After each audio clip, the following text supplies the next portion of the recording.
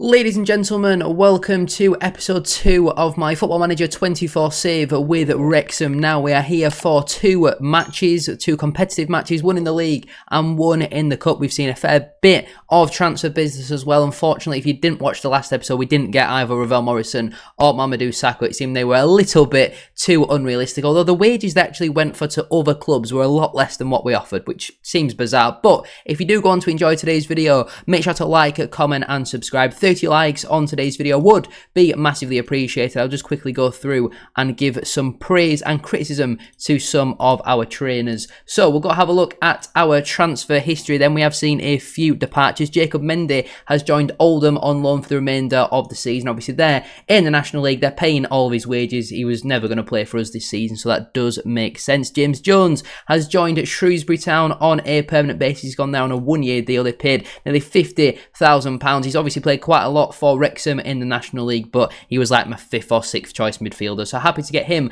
out of the door. And we also saw Callum McFadzean also leave the club. He's joined Dundee on a permanent basis. Again, played a decent amount of football for Wrexham over the last couple of seasons, but throughout his career he's really struggled to nail down a regular football club, so he's left.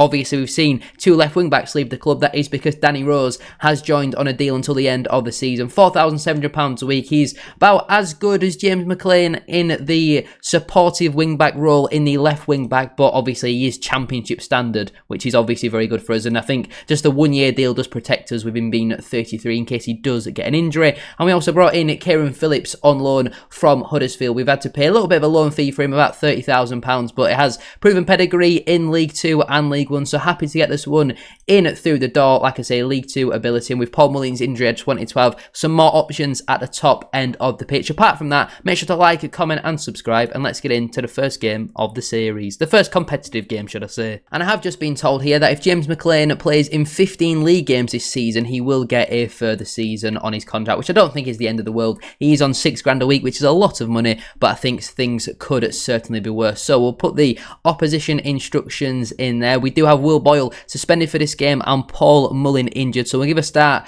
to Jack Marriott, and that does mean then we can put Phillips on the bench. And we also need to bring in Aaron Hayden to play at left centre-back, which isn't ideal. We'll put Tunnicliffe on the bench for him as well, and we'll do something like this. So the team is as follows: Okonkwo in goal, a back three of O'Connell, Tozer and Hayden, with Bolton and Rose as the wing-backs, O'Connor and Evans in the midfield with Lee ahead of them. Up front we've got Marriott and Palmer, with a bench of Howard, Ford, Tunnicliffe, McLean, Cannon, Phillips and Fletcher. So some really talented players not even making it onto the bench. MK Dons at home, they are one of the teams that I expect to be in and around us come the end of the season. We did actually beat them 4-1 in pre-season. I assume that you wouldn't really care too much about the pre-season results, but I'm pretty sure we battered anyone and everyone that we played. We're underway then for the first game of the season. There's 10,500 crammed into the racecourse. We're obviously the early kickoff as well. I think in real life, didn't this game finish something crazy like 5-3 to MK Dons? Wasn't it something mental like that? The MK Dons goalkeeper then has the ball. I think at this point, Graham Alexander was the MK Dons manager, so I wonder if we're playing against him today. Obviously, Bradford City manager in real life. For those who don't know,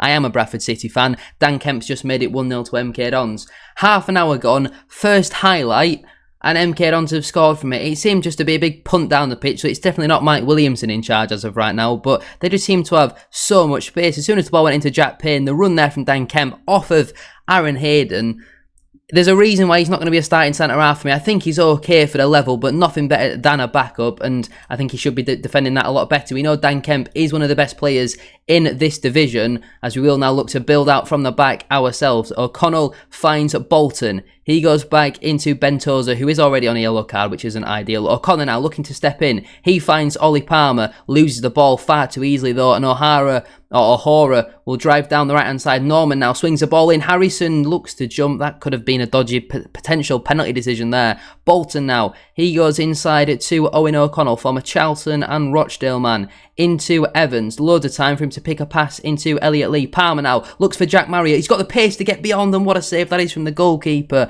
Tips it onto the crossbar. How we're not winning this game, or at least level, I'll never know. MK Dons send a goal kick long, then Jack Payne, he's never going to win a header like that. Lee now finds Ollie Palmer, he slips it through to Jack Marriott, question marks of offside. The linesman's kept his flag down. Jack Marriott's wrapped it into the top corner, and just before half-time, Wrexham are back level in this game. It's Jack Marriott with the first goal under my management. Lee there with a nice flick into Palmer, who holds the ball, plays it through. There's certainly question marks there of offside. He just missed a previous chance. This time though, he's absolutely wrapped that into the top corner, similar to Luis Suarez against PSG all them years ago. We will tell Ben Tozer to man mark Ellis Harrison, if the game's going to let me do that. Gilby now finds Harrison, gets away from Tozer, and it's 2-1 MK Dons. My assistant manager just told me, yep, we need to man mark him. I'm about to do it, and then he's gone and scored. Again, it's just come from a big punt down the pitch, really. And O'Connor's head is a bit weak. Lee then doesn't really challenge Gilby with a nice through ball, and Tozer just can't get near Harrison. Could maybe a Conquo be doing better there? Potentially so. MK going at the break, 2-1.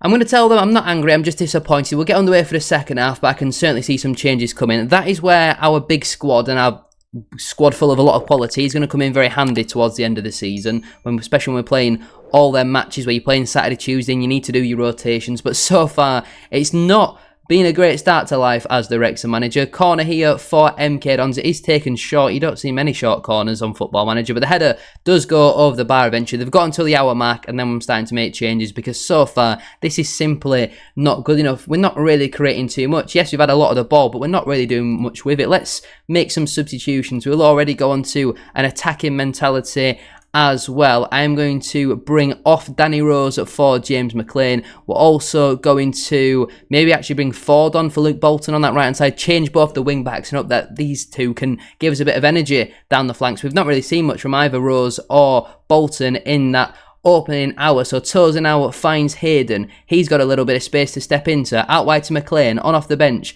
back to Hayden. Evans now plays it into Hayden, looking down the line for McLean. He will get on the end of it. Can he cross it into the box? He does. It's a deep ball in. Elliot Lee with the header. And Wrexham are back level in this game once again. Elliot Lee with his first goal of the season. He's going to be a very important player for us if we are to be successful this season. A great cross into the box from James McLean. It caused a little bit of trouble at the back post, but Elliot Lee rises highest, gets away from Philip Marskell and heads into the back of the net. The subs already having an impact. James McLean on the assist sheet, and we are back level. With 20 minutes left on the clock, we will now look to make some more substitutions. George Evans is going to come off for Andy Cannon.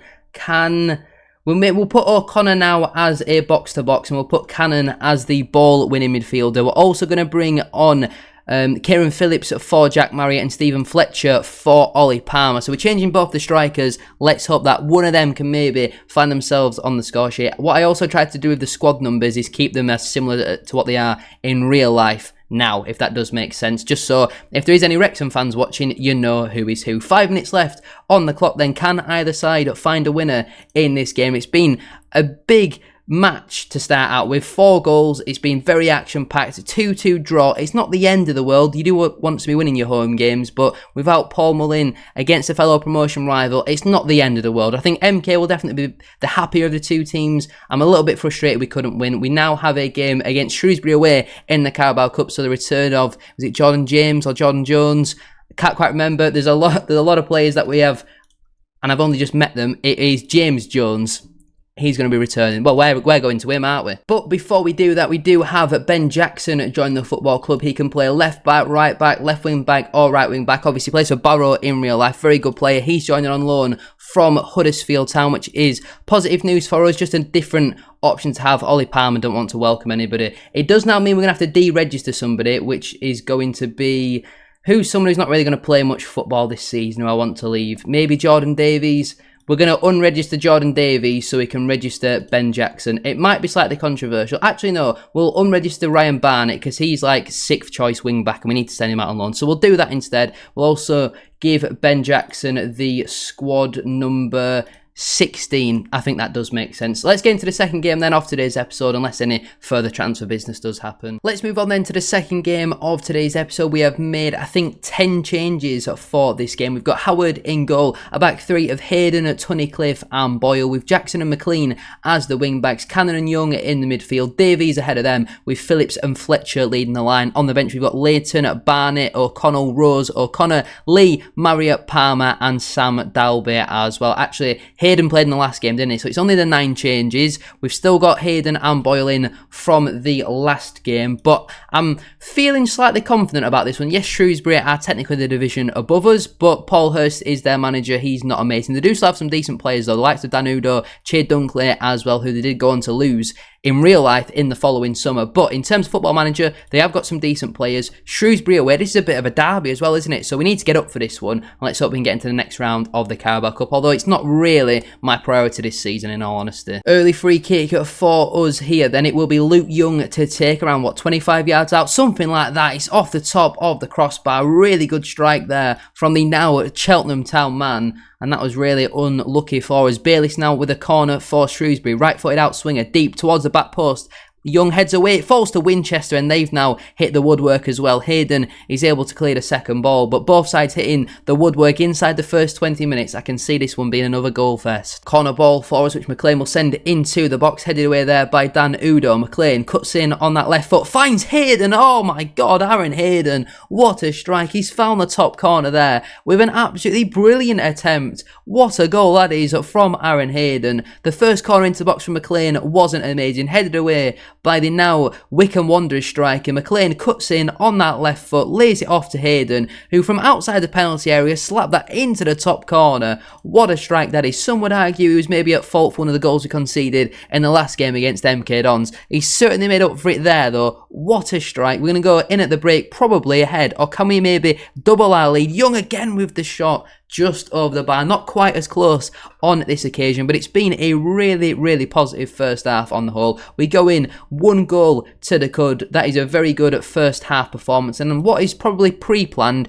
is O'Connell is now going to come on for Hayden, just because we want to balance their minutes, balance the amount of football that they are going to play this season. Can anyone play centre half? Thomas O'Connor can, if we really need him to.